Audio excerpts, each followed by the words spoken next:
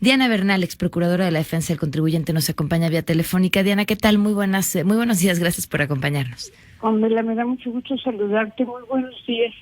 Y sí, precisamente como lo comentas, pues la propia Secretaría de Hacienda está reportando que en el año pasado, en 2019, cayeron los ingresos pagados por los contribuyentes, que se conocen como ingresos tributarios. Y fíjate que cayeron 108.749 millones de pesos. O sea que es muchísimo dinero, representa el 0.96 de la recaudación. Pero una cosa particularmente grave o digna de comentar es que por lo menos llevábamos 5 años en que no había caída tributaria. O sea, los ingresos fiscales votados por los diputados en el presupuesto de egresos se estaban no solamente cumpliendo, sino se superaba la meta. Todavía en 2018 se superó la meta. En cambio, aquí tenemos esta caída que pues sí es preocupante porque además también cayó el petróleo, que allí se perdieron 89,000 millones el año pasado. Entonces, ¿qué se hace cuando un país pues ni siquiera cobra lo que sus propios diputados, lo que su propia poder legislativo había acordado? Pues se tuvo que echar mano de un guardadito, ¿no? Como hacemos las personas comunes y corrientes, y se tomaron 125,000 millones de pesos del Fondo de Estabilización Presupuestaria, lo que lo deja prácticamente agotado para futuras eventualidades. Ahora fíjate que lo que se estaba esperando recaudar este año eran 3,300,000,000, y nada más se recaudaron 3,200,000,000 millones. Y también quería comentar, Pamela, si me permites, que el SAT para mayo,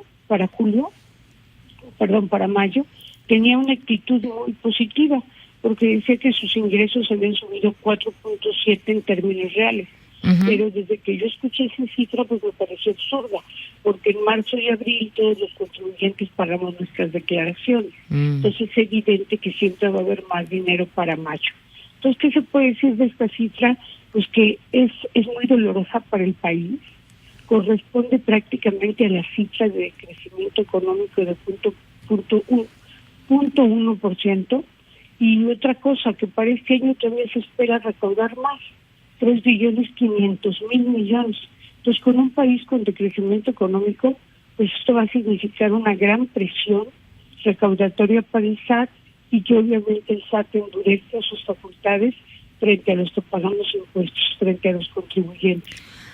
A ver, esta cifra que se deja de recaudar, nos decías, obedece evidentemente a que no hubo un crecimiento económico, entonces por lo tanto hay una menor generación de ingresos y eso finalmente reditúa en una menor carga tributaria. Pero ¿qué tanto obedece a una menor capacidad tributaria? Es decir, que esto que se ha anunciado como esta fortaleza del SAT, de mayor verificación, de poner el dedo sobre el renglón, sobre las grandes personas que terminaban no pagando impuestos, que no se haya traducido en resultados recaudatorios. Sí, qué terrible. Lo que tú comentas, la verdad, es muy acertado. En realidad, el SAT ha endurecido ya sus facultades, y con la reforma para 2020 tiene unas facultades verdaderamente, pues se puede decir, amenazadoras. Uh-huh. Pero yo creo que sí le ha faltado sistema, porque independientemente de que el SAT está emitiendo muchos actos de fiscalización a grandes contribuyentes, también hay contribuyentes que sí están pagando sus impuestos, y si en un momento dado les llega una auditoría donde les rechazan todas sus deducciones y les determinan nuevos ingresos, pues por más que sea una empresa importante, ya no puede pagar, porque en realidad la empresa no debe ese dinero, y pagar un dinero que no debe representa una gran contingencia. En pocas palabras, no estamos yendo contra la economía informal, de donde podremos sacar dinero, sino estamos yendo contra los mismos contribuyentes de siempre. Entonces va a ser muy difícil que, por más facultades que tenga el SAT, en un momento determinado pueda sacar, perdóname la expresión, agua de las piedras. Entonces realmente cuando tú tienes pocos ingresos recaudatorios, la economía está mal, y en lugar de atraer al contribuyente, lo llenas con una serie de facultades, una serie de acciones que vuelven más intimidatoria la presencia recaudatoria, creo que podemos tener una tormenta perfecta con eso. ¿Quiénes son los grandes jugadores de la economía informal? Bueno, los grandes jugadores de la economía informal es todo lo que es economía clandestina. Básicamente podríamos decir todo lo que es el comercio informal derivado del contrabando, del tráfico de mercancías y de lo que se conoce como piratería. Uh-huh. Ese podría ser uno de los grandes jugadores. Y de allí pues nos vamos a actividades todavía más terribles, que esperemos que se combatan a través de la ley del lavado del dinero, financieramente hablando, como es el propio narcotráfico, el crimen organizado, todo lo que deriva de tráfico de personas, tráfico de órganos, tráfico de menores de edad, o sea, todos los horrores que conocemos, porque ya no es el vendedor que ves en la calle, es quien lo suministra. Por lo general tú ves que los vendedores informales sacan la misma mercancía, a veces en toda la República Mexicana, el mismo día. O sea que ya es una cadena de suministro. Lo de menos es la persona que en ese caso a lo mejor tiene una necesidad por salir a vender un producto.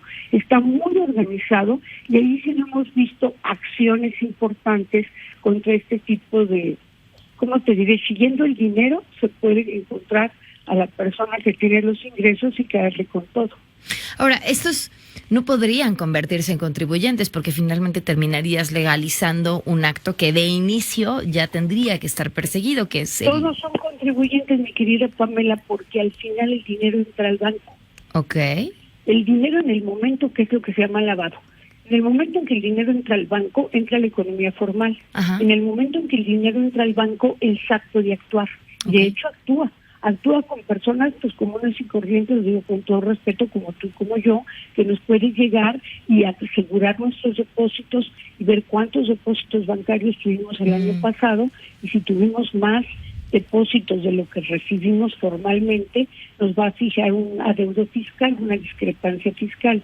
Entonces el SAT allí es donde debe ver depósitos multimillonarios que se hacen a veces en determinadas cuentas, que incluso se abren con ese solo propósito, Pamela, y a veces con identidades robadas a la gente común. Pero podría actuar de una manera más eficiente u oportuna. Lo mismo con las empresas fantasmas, o sea, se ha hablado mucho de ellas, pero no hemos visto realmente acciones, como te diré, serias, de envergadura, que ataquen empresas que surgen como hongos. Fundan 5 empresas, emiten facturas, lavan dinero y desaparecen. Y surgen otras 5, y otras 5, y otras 5. Entonces ahí se tiene que actuar en tiempo real y no usar estas grandes armamento que le han dado al SAT en sus facultades, decía un amigo mío, contra los contribuyentes que ya estamos en el zoológico. Claro, sí, claro. Ahora, hablabas de estos, del Fondo de Estabilización Presupuestaria, de los 125,000 millones de pesos que se utilizaron de este fondo. ¿Qué pasa con este fondo y si año con año se vuelve a considerar una cantidad para o en qué situación estamos ahora? El Fondo de Estabilización Presupuestaria decidió crearse desde hace algunos años con la Ley de Responsabilidad Presupuestaria, precisamente para dar una buena señal en el país de que cuando no se alcanzaran las metas recaudatorias o las metas por venta de ingresos petroleros, se pudiera echar mano del fondo. Pero ahorita digamos que es imposible recapitalizar el fondo, porque si tú ya estás llevando una caída en los ingresos tributarios y como tú sabes ahorita en este año ya volvió a caer el precio del petróleo, pues francamente no puedes capitalizar una reserva. Y esta reserva no te tengo el dato exacto de cuánto ha disminuido, pero según hoy algunos analistas ya no va a poder seguir afrontando igual las contingencias que vengan. Incluso como ves ahorita la contingencia fue de 200,000 millones si sumamos los ingresos tributarios a los petroleros y nada más se pudieron tomar del fondo 125,000. El secretario de Hacienda dijo que se habían perdido 40,000 millones porque se devolvió ese dinero a los contribuyentes que eran adeudos de años pasados. Con todo respeto para el secretario, que admiro mucho y creo que es una persona muy capaz, esto es una falacia. Todos los años se devuelve dinero a los contribuyentes de ejercicios pasados. Y además este año yo sí he escuchado muchas quejas de que hay contribuyentes verdaderamente desesperados de que no salen sus saldos a favor ni de IVA ni de impuestos sobre la renta. Entonces, ¿qué se requiere? Lo que siempre se ha dicho, a una reforma fiscal, pero de fondo, Pamela, y aunque yo no coincido con las políticas de Donald Trump, la reforma fiscal de Estados Unidos fue muy buena. porque bajaron la tasa a 21%, aquí el empresario paga 30%, hicieron la base más flat, más simple de determinar a qué le aplicas esa tarifa del impuesto, y finalmente atrajeron con estímulos fiscales la repatriación de capitales. Si aquí en lugar de eso se van a gravar otro tipo de cosas o aumentan la tasa, que ya es altísima, personas físicas hasta 35% y empresas 30%, lo único que vamos a lograr es que se ahuyenten las inversiones y pues que tengamos mayor decrecimiento económico o crecimiento negativo, como ahora le llamamos. ¿Y ves intenciones, Diana, para una reforma fiscal? Bueno, ya están manejándose, ya incluso hay algunas personas, autoridades del gobierno trabajándola, no más que como el presidente lo ha ofrecido, solamente será hasta el próximo año que pueda empezarse con nuevos impuestos. Pero sí, definitivamente ya hay intenciones para una reforma fiscal y ojalá fuera una reforma, eso, que bajara el impuesto, que atrajera inversiones y no una reforma que por el contrario aumente nada más las tasas, como por ejemplo lo hizo Francia hace varios años, hace como un Holanda. Pero Francia se puede dar ese lujo porque es una nación con un gran PIB y con un superávit, además de todos sus problemas. Pero en México ahorita como que subir tasas sería la receta perfecta para seguir cayendo la economía. ¿Qué porcentaje de mexicanos ocupados se encuentran en la informalidad?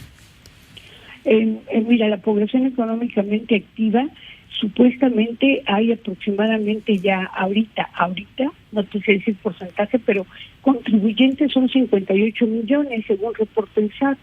Y somos 110 millones o 120 millones de mexicanos. La población económicamente activa de andar por los 70. Entonces, teóricamente, todos estamos en la base de contribuyentes, pero no se arrojó un resultado. Pues habrá que estar pendiente entonces de esa futura reforma fiscal y, por supuesto, de que tendrían que hacerse, replantearse las metas sobre lo que se piensa recaudar, y eso implicaría mayores recortes para poder sacar el año adelante. Sí, no, eso es terrible, porque en realidad tú ves ahorita la crisis que está habiendo en varios sectores precisamente por falta de recursos. Entonces, lo que menos pueden hacer es recortar la meta, que son 3.500.000.000.000, pero imagínate, una economía, pues, no en recesión, pero en crecimiento negativo, y le pides a la gente que haga el sacrificio de pagar 3.500.000.000.000, pues sí, yo lo veo muy difícil, y vamos a ver qué resultados tenemos, Pamela, ya lo comentaremos, para el primer cierre trimestral que se hace el 31 de marzo de este año. Claro. Pues, Diana, te agradezco enormemente que nos hayas acompañado esta mañana. Yo te agradezco a ti, Pamela, que tengas un excelente día, igual que el auditorio. Muy buenos días, Diana Bernal, ex procuradora de la Defensa del Contribuyente, hablando justamente sobre esta caída en los ingresos tributarios.